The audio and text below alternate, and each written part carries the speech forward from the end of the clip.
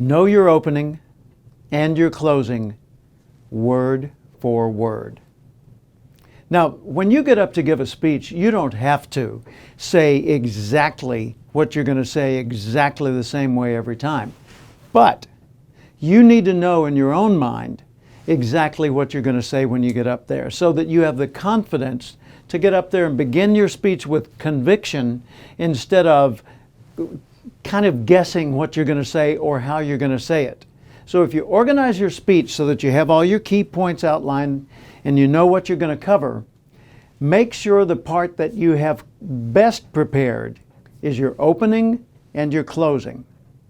Because at the closing, you want to be able to wrap together the ideas that you've been presenting and to say the thing that you most want them to remember and then walk off stage. The people who go on and on and on and they never seem to stop, those are the people who didn't have a prepared closing. They just thought there will be some point where I'll reach an agreement with the audience and I'll know and then I will stop. Well, those people are horrible on stage because they keep speaking and they keep speaking. And the audience has long since stopped listening, but they keep speaking. So know your opening and know your closing almost word for word. And then things in between you can outline in a way that you have the point, the story, the point, the story, whatever illustration you want to use, and you don't have to have elaborate notes. For example, your notes could be like this, and each one of those could be a separate item. Your notes could be as chaotic as this, and each one of those a story unto itself. And this is literally a list of stories that I use myself when I'm speaking. And I can look at this list and I can check off the ones I want to use today. And I can say, okay, grandma factor. That's a story about a woman at McDonald's restaurant. I could use that story. Here's one down here, playing guitar. And there's a story, a specific story that I'd tell related to that. So if you have the things in the middle of your speech organized loosely but clearly, and the things at the beginning and the end of your speech organized very solidly, then your confidence is greater and you're able to do a much better job on stage. Because remember, the whole point is to be natural and honest and be your best self when you're presenting to people. Now, another topic that we want to talk about, you and I, is what do you do while someone else is introducing you? You know, if there's a person standing up there saying, okay, here's our speaker this morning, he or she went to school here, has done these wonderful things, is going to tell us about this, what are you going to be doing while that person's reading your introduction? Here's what I suggest. First off, be in the best place for the entrance onto the stage. So maybe it's in the back of the room and you need to come down the center aisle. Maybe it's off to the side on the front row and you'll be walking around the side of the stage and up some steps onto the stage. Maybe you're in a conference room and it's a very crowded room and you'll be standing at the far end of the room when you deliver your presentation. Well, move to a position where you're not distracting the attention away from the introducer, but you can easily move into your position as the speaker in the front of the room. So what I always try to do is, in a best case scenario, I will sit on the front row. Let's say it's a big meeting room, a convention meeting room with a stage. I'll sit in the front row, off to the side, usually on the right-hand side as you face the stage, and I'll be in a place where the audience won't notice me. And while the introducer is reading my introduction, I will be double checking my microphone to make sure that it's working. I will be looking to make sure that my clothing is okay. One last check, make sure there's not any strange long hairs sticking up into the wind. I will think about the things I'm going to say first when I step onto the platform, and I will look at the audience and sort of read the room. Say, I want to know what kind of mood these people are in. I want to know, are they paying attention or are they on their cell phones? Are they talking to each other? Are they fidgeting? Have they been seated too long? Are they ready or are they bored? So I know what I have to deal with when I get onto the stage, right? So when you are the speaker, your job is to get to that stage, capture their attention, and give them value, right? In order to do that, you need all the tools to be working. So make sure your microphone is turned on, if you're wearing a remote microphone. Make sure you know where the steps are on the side of the stage so you don't get over there and go, oh, hey, it's dark, could I have some light? That's very, very awkward. So check the room out in advance and be able to just walk confidently onto the stage, look at the people, relax, say good morning or good evening or whatever the appropriate greeting would be, and launch directly into your speech. The key thing for you to feel comfortable is to be prepared and know what you're going to do and know why they would care about hearing from you. The key thing for them to be comfortable is for you to be comfortable. Because if you're all nervous and unprepared, if you're not sure how you're going to do certain things, or if something goes wrong between the time you're introduced and the time you stand in front of the group, then all the good energy that you could have used will have disappeared, and you have to start over again from scratch. So, be ready to be natural on stage. Know your opening and your closing word for word.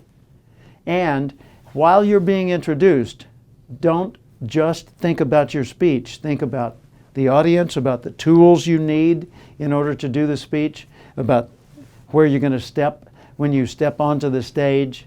What's the first thing you're going to say? That'll give you the strength to be powerful with them.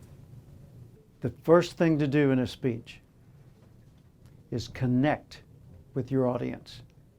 The very first thing. I remember many years ago I was in Los Angeles, California, the USA. And I was a young speaker. I was about 30 years old. Had rosy cheeks and a lot of black hair and very young looking face.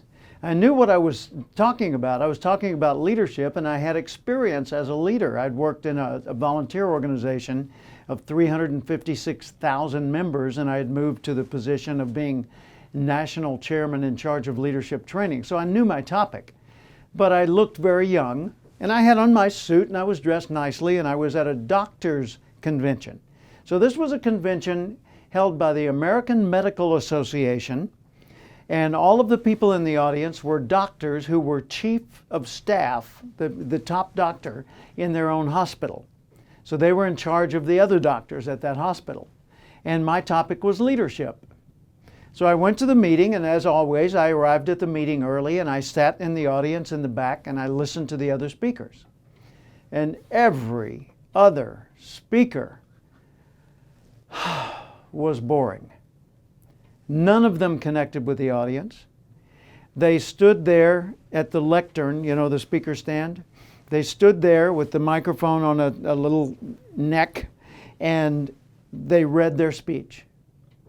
They put their glasses on the end of their nose and they read every word of their speech. And the members of the audience did this. They were nodding away. They were going to sleep. And others were looking, yawning. Some were checking their watch, anything, but they weren't hearing the speaker. Oh, well, they heard the sounds, but they weren't hearing the message. The speaker didn't connect with the audience. And I thought, gosh, I'm a young man. These are very senior doctors. They're important. I'm not important. How do I connect with this audience? Then it occurred to me what to do. So my introducer was reading the introduction, and when I walked to the front of the room, they all saw how young I looked, and I could see many of them rolling their eyes, like, oh no, there's a boy here, and we have to listen to a boy. So I walked to the front of the room, I greeted the group, I said good morning, and then I took the microphone, the cord was wrapped around the neck, I took the microphone off the neck, and I stepped out from behind the lectern into the front of the room. And they looked at me like I had done something offensive. Oh, what's he going to do? And I said, good morning.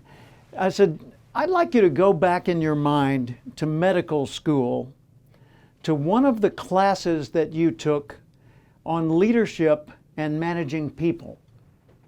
And then I paused because I knew very well these were doctors. None of the courses in school were teaching them how to manage people or how to lead. So I said, I'd like you to go back in your minds to medical school, to one of the courses you had on leadership and dealing with managing people. And then I looked at them and I said, could I see the hands of those who had a class on leadership and managing people? And I looked around the room, and I'm holding up my hand to indicate they should hold up their hand, right?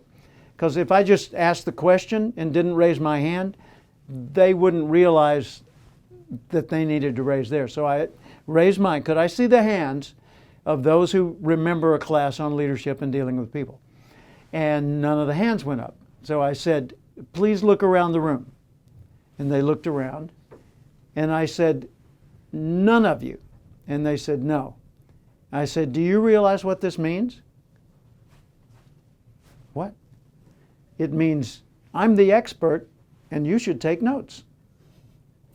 And they started laughing. They started laughing because they realized this young man is correct. He is the expert on leadership. We're experts on medicine. So we can't learn about medicine from him, but we could learn about leading people. So they said, okay, and they let me give my speech. I gave the speech. I asked for questions. They asked questions. I answered their questions well. And when I left the stage, I got a large applause. None of the other speakers had received applause. And at the end of the day, the person who had hired me for that speech, he said, excuse me, Mr. Cathcart, would you be available to deliver that presentation again in Washington, D.C. next month? Absolutely. So I actually got a 5 out of 5 best rating from the audience members, and I was hired to deliver the same speech in a different setting the next month. You see, that's because I knew my first job was to connect with the audience. And if I didn't connect with the audience, I could have wonderful information delivered well, and it would be absolutely useless. So what's the first thing to do in a speech? Connect with the audience. One time my friend Keith DeGreen, who's a speaker, asked me to deliver his introduction at a conference. And this was early in my speaking career. And he was telling me how important this audience was. And he was encouraging me to be very careful and, don't break with protocol, be very businesslike. And so I got his introduction. I thought it through. I walked to the platform and I delivered the introduction and did a very, very bad job. An embarrassingly bad job. Because I was trying too hard to do it perfectly instead of trying to do it well. Big difference. Do it perfectly, everything is exactly right. Do it well, it works. So my goal was to do it well from that day forward because I didn't want that embarrassment again. I went to my friend and I apologized for the bad introduction. And after his speech, he did a good job on the speech, but I sure did a poor job on the intro. Now, the next time I introduced someone, I listened to what they had to say, but I did the introduction naturally. For example, I would walk to a stage, if it was an appropriate setting, I'd walk to the stage and say, wait till you hear your next speaker. Let me tell you why you should be excited. Your next speaker is this person, and this person has done these things and is bringing ideas to you that will help you do these things. So let's welcome this speaker, and I would lead the applause.